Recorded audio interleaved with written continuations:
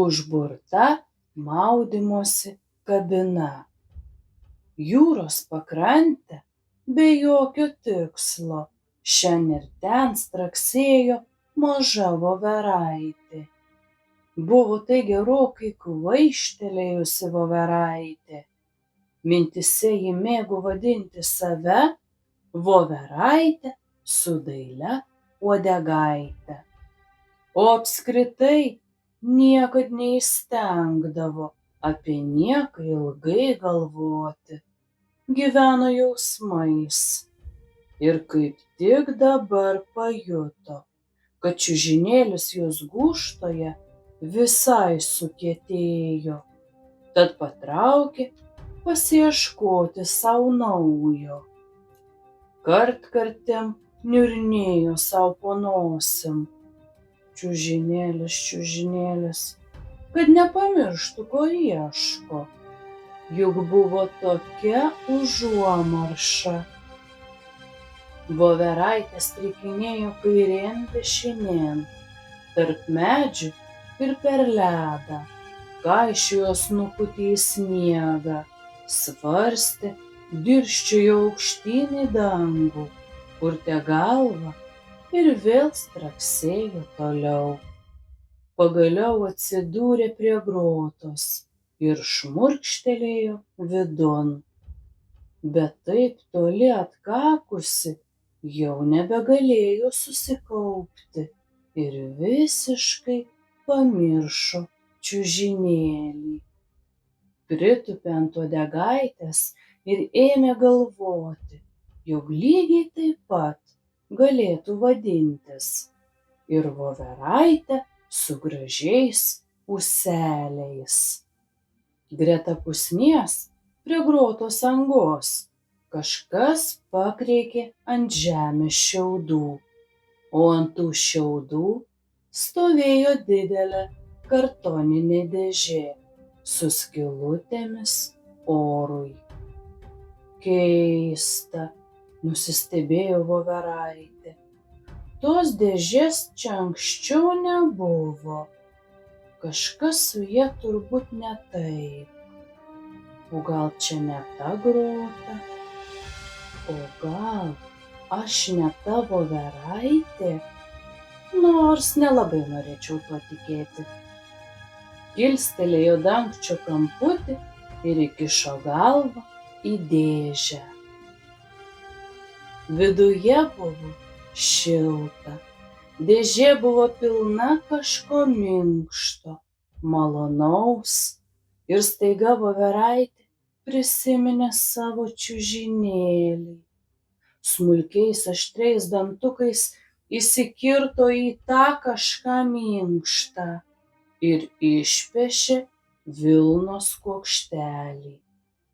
Pešė kuokštelį po kuokštelio, darbavosi it paklaikusi visom 4 letenėlėm. Ir netrukus jau turėjo visą glėbį vilnos.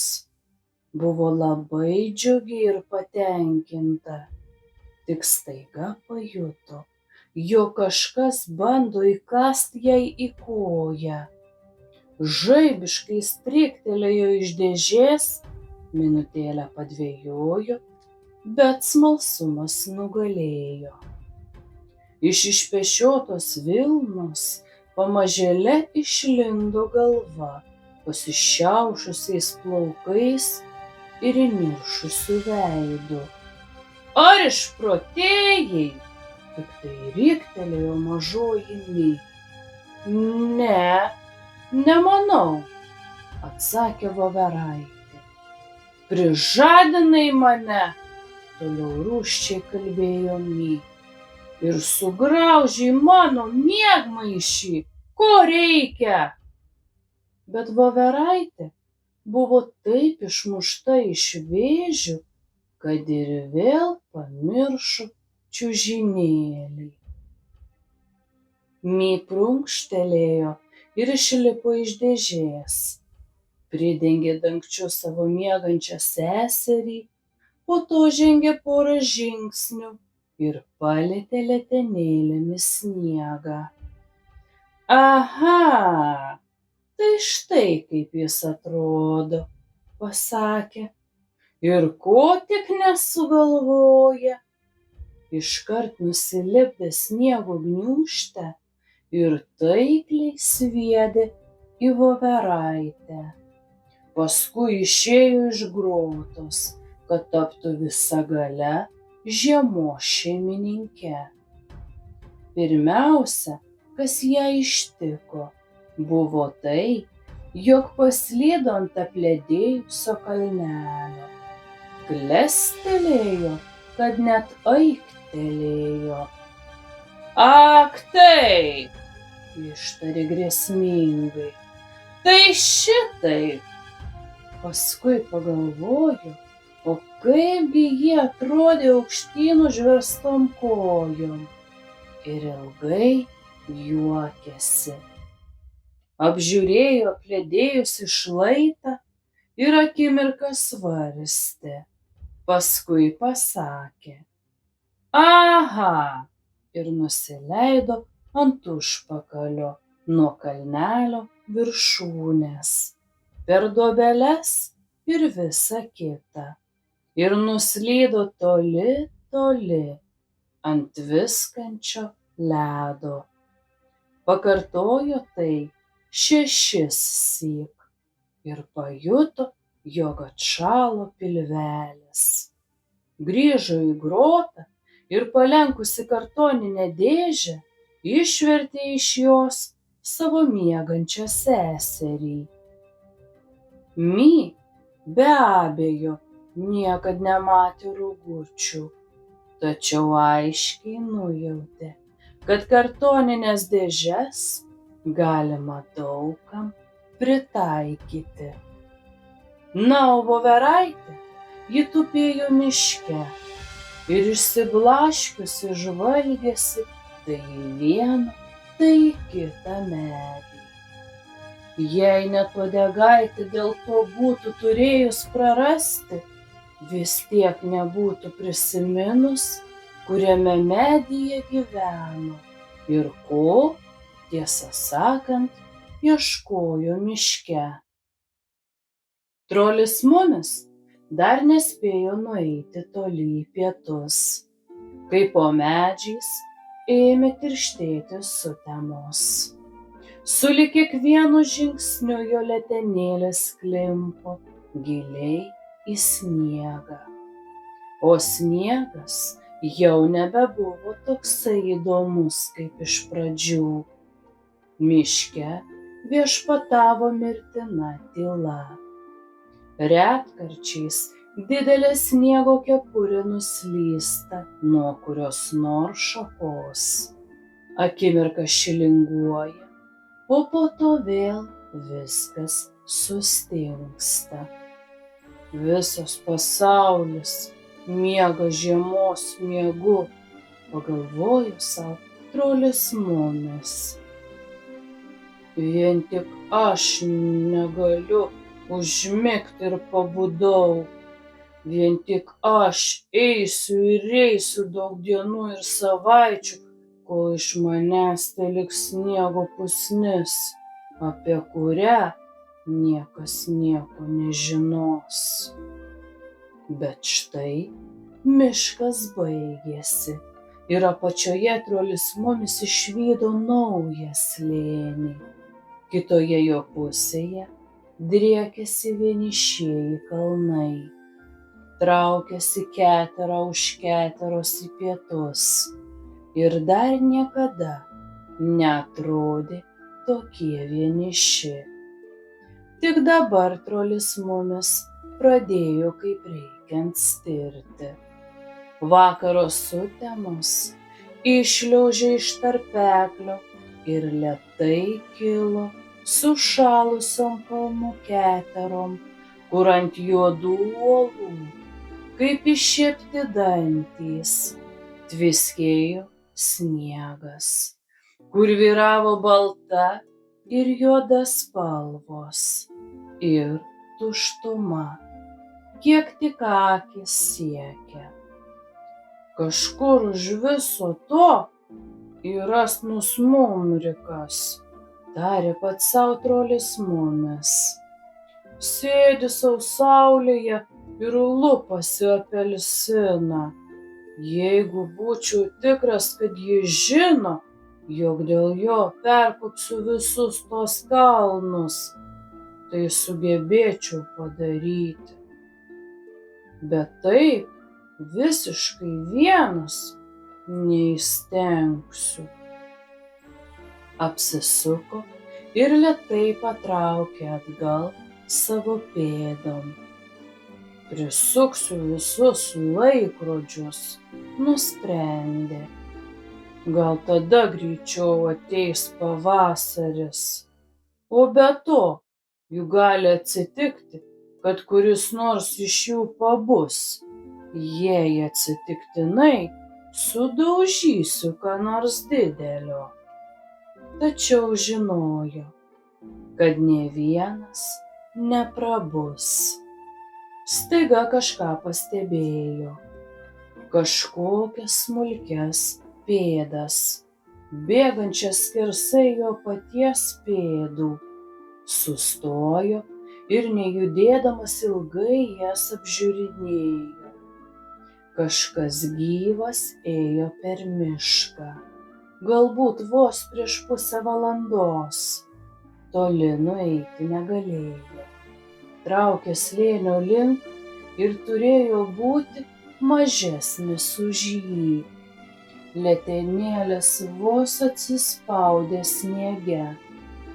Trolį Mumį išmušė karštis nuo pat kutelio uodegos gale iki ausų. Palauk! Sušuko. Nepalik manęs vieno!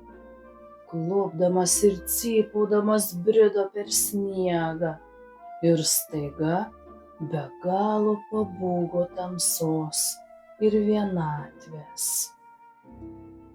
Ta baimė turbūt glūdėjo kažkur netoliese nuo pat tos akimirkos, kai trolis Mumis pabudo miegančiame name, bet tik dabar jis davė jai valią. Ir Mumis nebešaukė, bijojo, kad niekas neatsilieps. Nedrįso pakelti snukelio nuo pėdų, vos įžvelgiamų tamsoje. Kiūtino toliau, tylutėliai verkšlendamas. Kol staiga išvydo šviesą. Nors buvo blausi, užliejo mišką švelniu, rausvu spindesiu. Trolis Mumis nurimo, pamiršo pėdas ir lėtai ėjo pirmyn, nenuleisdamas akių nuo šviesos.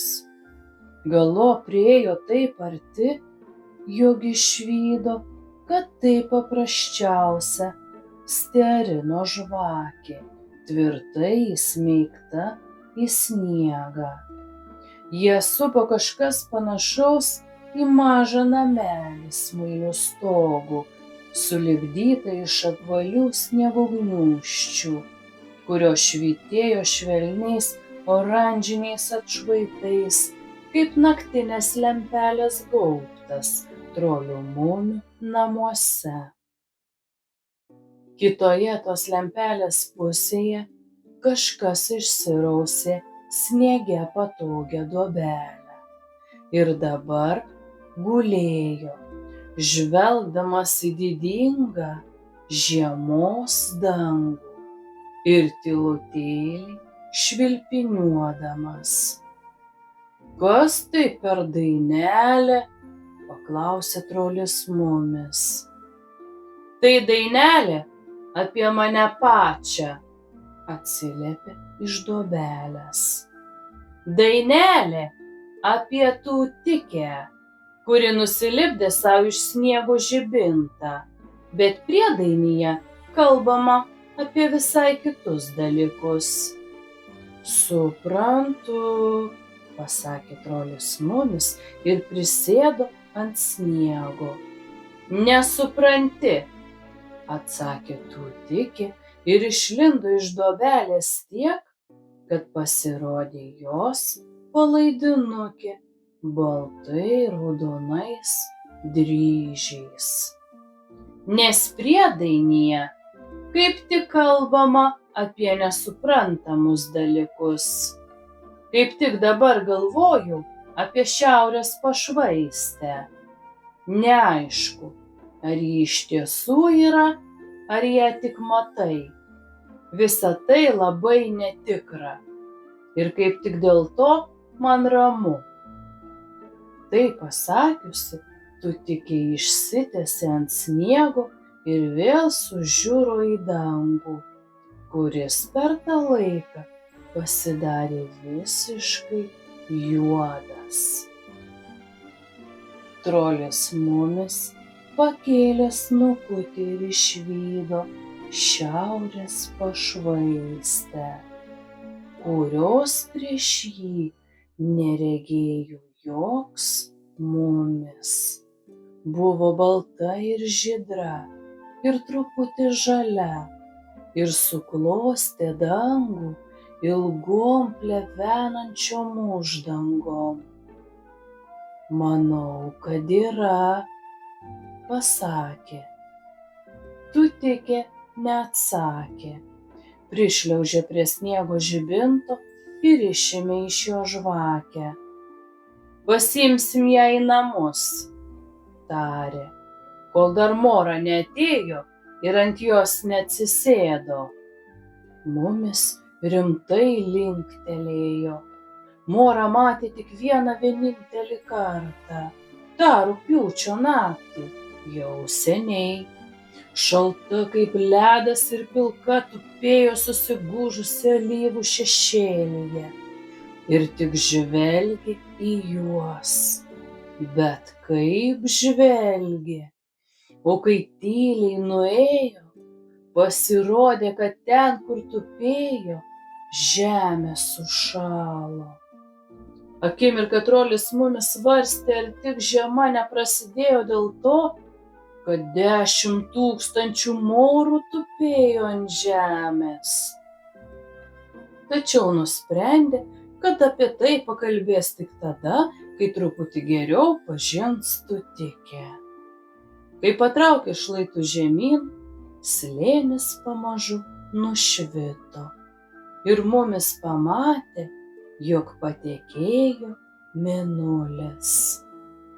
Už tilto stovėjo vienišas, miegantis trolių Mumių namas. Bet Tutikė pasuko į vakarus ir patraukė per nuogą sodą. Čia augo obuoliai, maloniai pasakė trolis Mumis. O dabar čia auga sniegas, atsakė Tutikė abejingai ir nuėjo toliau. Priėjo jūrą, vien tik didelę tamsą, ir atsargiai žengė ant siauro tiltelio, vedančio į trolių Mumių maudymosi kabiną. Čionai nerdavau į vandenį, sušnibždėjo trolis Mumis tylutėliai, dirsčiodamas į geltonus aplūžinėjusius nendrių stiebus, stirstančius virš ledo. Vanduo buvo šiltutėlis ir aš galėdavau padaryti po vandeniu 9 yrius. Tutikė atvėrė kabinos duris, įėjo ir pastatė žvakę ant apvalaus stalo, kurį Mumio tėtis seniai buvo radęs jūroje. Senoje aštuonkampėje maudymosi kabinoje viskas atrodė po senovei. Skylutės nuo iškritusių šakų pageltusiuose medinėse sienose, langai žaliais ir raudonais stikleliais, siauri suoleliai, spinta maudymosi chalatams pasikabinti ir guminis skylėtas chemulis, kurio niekad nepasisekdavo kaip reikiant pripūsti. Viskas atrodė taip, kaip ir praėjusią vasarą. Ir vis dėlto buvo kažkaip paslaptingai pasikeitę. Tutikė nusiėmė kepuraitę, kuri tučtuojau pakilo aukštyn sieną ir pakibo ant vinies. Tokią kepuraitę ir aš norėčiau turėti, pasakė Mumis. Tau kepuraitės nereikia, atsiliepė Tutikė. Gali mojuoti ausimis, kad nesušaltum, bet letenėlės tavo sušalo. Grindimis priėjo vilnonių kojinių pora ir išsitiesė prieš trolį Mumį. Tuo pat metu suliepsnojo ugnis geležiniai trikojai krosneliai, o po stalu kažkas nedrąsiai užgrojo fleita. Bet kodėl nieko nematyti? Paklausė trolis Mumis.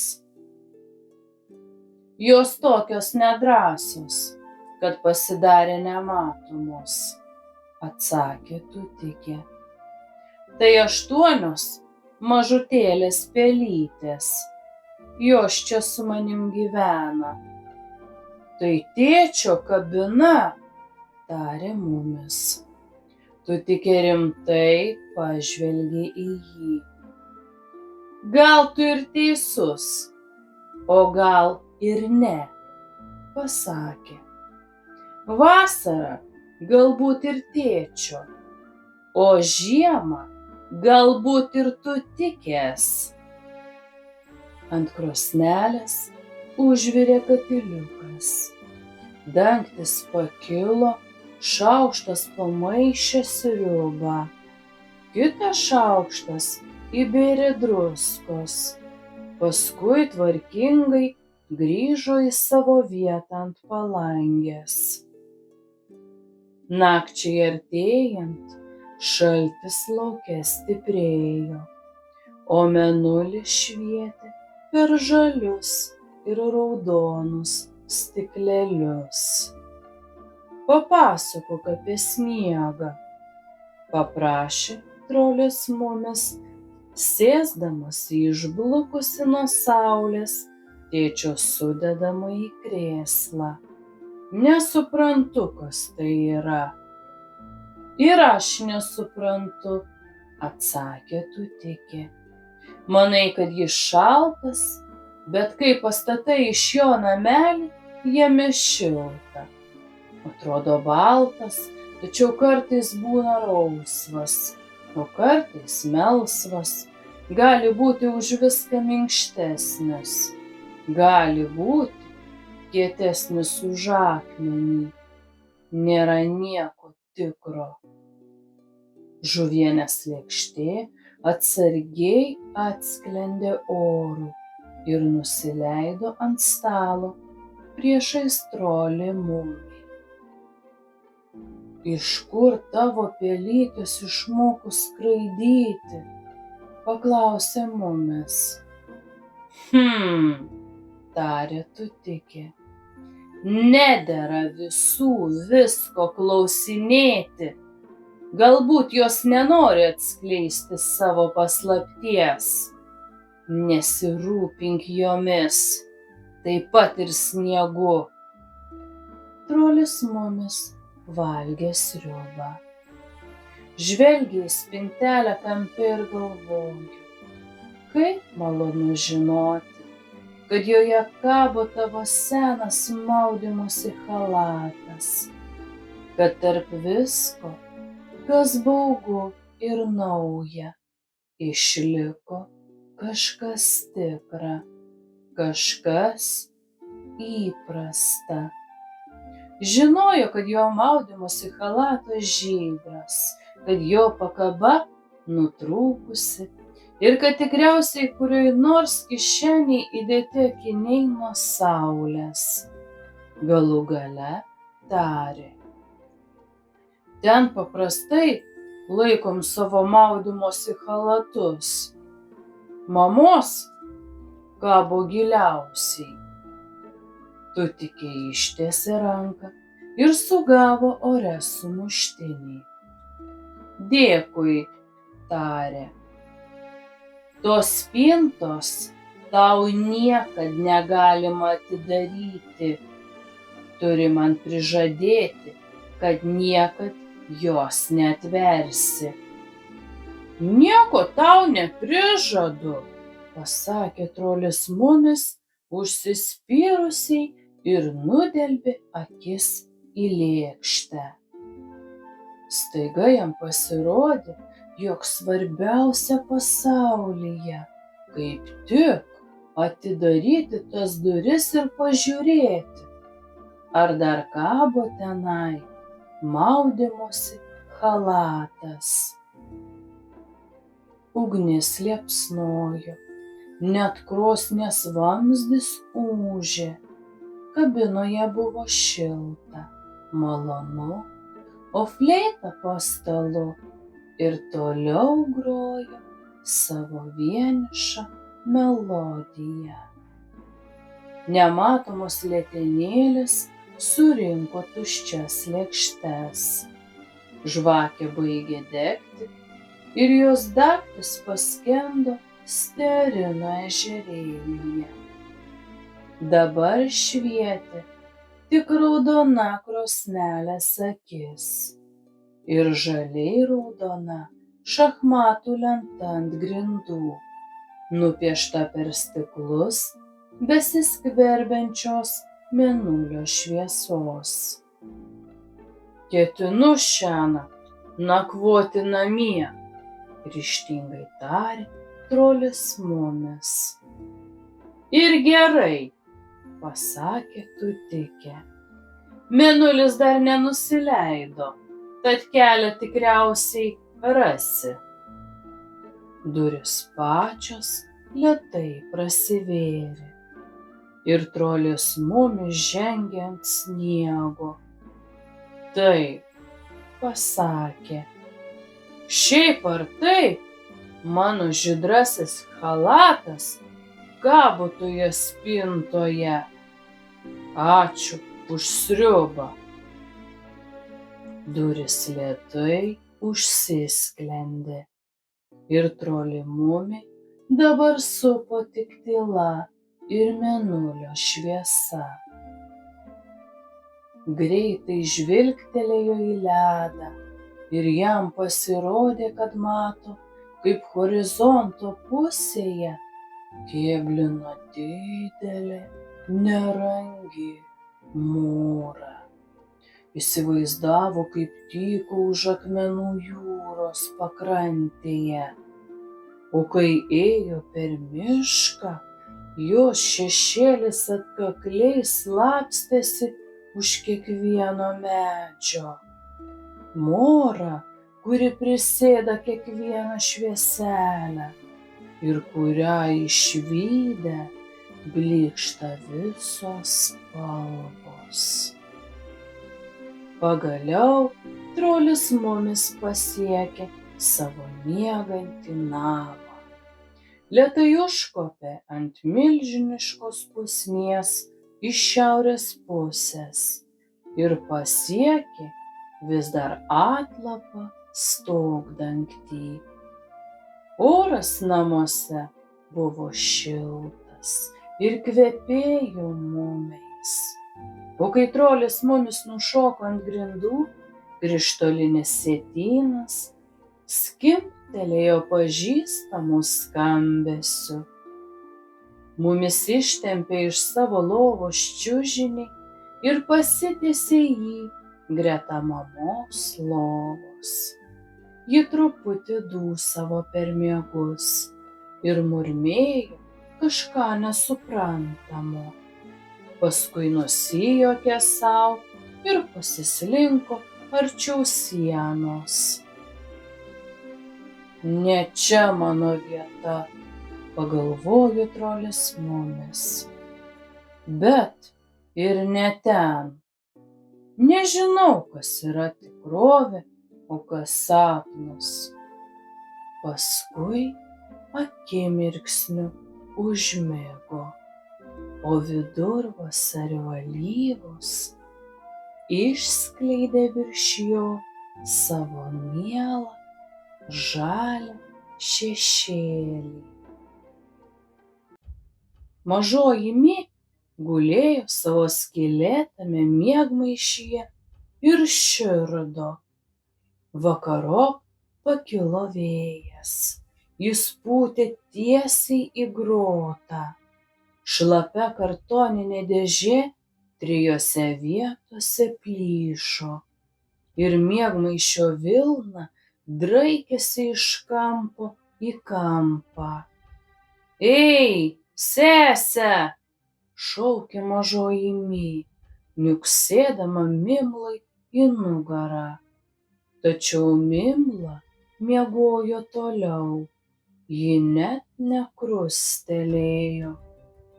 Man jau darosi pikta, pasakė Mi. Miega, kai vienintelį kartą man praverstų sesuo.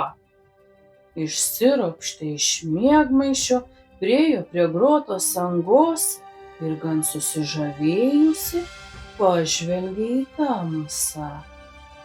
Tuojau pamatysit, murmtelėjo gaižiai ir nučiuožė nuo šlaito. Pakrantė buvo tuštesnė už patį pasaulio kraštą. Jei kas nors būtų taip toli nukeliavęs. Tyliai šnarėdamas, sniegas didelėm, pilkom vėduoklėm draikėsi po ledą. Ir viskas skendo tamsoj, nes mėnulis jau nusileido. O dabar pirmyn! Sušuko Mi, išskleisdama sijonus, nors košte košė šiaurės vėjas. Ėmė stumtis tarp sniego draikanų, vinguriavo, stabdė kojomis ir išlaikė pusiausvyrą. Kokią išlaikai, jei esi Mi? Kai mažoji Mi ėjo pro šalį, žvakė kabinoje jau seniai buvo užgesusi. Įžvelgė tik smailą, stogo siluetą nakties dangaus fone.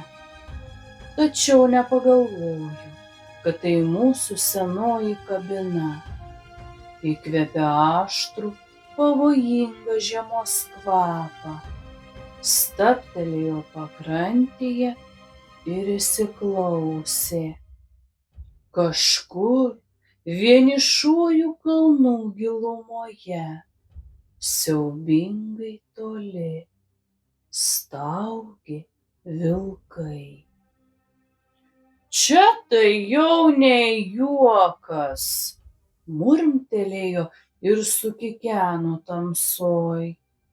Nosis jai sakė, kad kažkur čia eina kelias į Mumių slėnį ir į namus, kuriuose yra šiltų antklodžių, o gal net ir naujas miegmaišis. Nubėgo į jūros pakrantę tiesiai tarp medžių. Buvo tokia maža, kad jos kojos nepaliko sniege jokių pėdų.